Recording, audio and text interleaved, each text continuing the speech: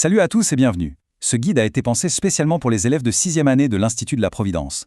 Ensemble, on va décortiquer les bases d'un document bien structuré. C'est une compétence clé, vous allez voir, pour la réussite de votre travail de fin d'études, le fameux TFE. Le TFE, ouais, c'est un sacré morceau, on est d'accord. C'est une étape importante et ça peut faire un peu peur. Mais pas de panique, avec les bonnes méthodes, c'est un défi tout à fait à votre portée. On a tous connu ça, pas vrai? On part d'une super idée, on est motivé, et puis, petit à petit, ça devient un énorme fouillis. On ne retrouve plus ses sections, le fil conducteur est perdu, c'est hyper stressant. Mais la bonne nouvelle, c'est que ça peut totalement s'éviter. La clé, ce n'est vraiment pas de s'acharner des heures et des heures, c'est de travailler plus malin. Et pour ça, l'arme secrète, c'est la structure. Pensez-y comme le plan d'un architecte, c'est ce qui va transformer le chaos en un document solide, clair et pro. Allez, voyons comment on met ça en place. Alors, voilà notre plan de match. On va suivre ces 5 étapes, pas à pas, pour construire un travail qui tient la route.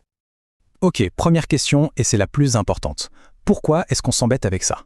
Pourquoi c'est si crucial de penser à la structure avant même d'écrire la moindre ligne? Eh bien, un document bien structuré, c'est gagnant-gagnant. Pour la personne qui va lire, évidemment, tout est plus clair. Mais surtout pour la personne qui écrit, c'est un gain de temps énorme. Un peu de réflexion au début, c'est des heures de mots de tête en moins plus tard. Et puis ça donne tout de suite une impression de sérieux, de travail bien fait. Chaque grand projet a besoin de fondations solides. C'est pareil pour un travail écrit. Et pour nous, ces fondations, c'est la toute première page, la page de garde. En suivant juste ces 4 petites étapes, on assure un départ nickel. C'est la carte de visite du TFE, la première impression. Alors autant la soigner, non? Parfait, les fondations sont posées. Maintenant, on s'attaque à la charpente du document. On va voir comment utiliser les titres de manière hiérarchique pour que tout soit logique et facile à suivre. Le style titre 1, c'est le boss. On le garde pour les très grands titres. Le titre du travail lui-même, la table des matières, la bibliographie, bref, le plus haut niveau. Juste en dessous, on a le titre 2. Ça, ce sera pour vos grands chapitres, les piliers qui vont soutenir tout le développement. Et enfin, le titre 3, qui va nous permettre d'entrer dans les détails à l'intérieur d'un chapitre. Ce qui est génial avec ça, c'est qu'on voit tout de suite comment les idées s'organisent, comment tout s'emboîte parfaitement. Regardez ce que ça donne en pratique. On a notre grand chapitre, le règne animal, en titre 2, et dedans, 2 sous-parties bien distinctes en titre 3. L'information est tout de suite beaucoup plus digeste, vous ne trouvez pas? Ok, la structure de base est là. Maintenant, on va s'occuper des finitions. Ce sont ces petits détails qui vont faire passer le travail de bon à excellent. Les notes de bas de page, c'est vraiment un super outil. Ça permet de donner une précision, comme un nom scientifique ou une source, sans alourdir le texte principal.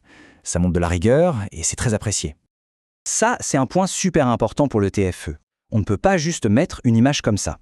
Il faut absolument la légender correctement et surtout citer la source. Le format qu'on voit ici est simple, clair, et c'est exactement ce qu'on attend. Un détail qui paraît tout bête, mais qui est indispensable. Mettre des numéros de page automatiques, ça assure que le document est bien organisé et que le lecteur peut s'y retrouver facilement. On arrive au bouquet final, le moment où tout le travail de structure qu'on a fait en amont va payer, et d'une manière vraiment satisfaisante.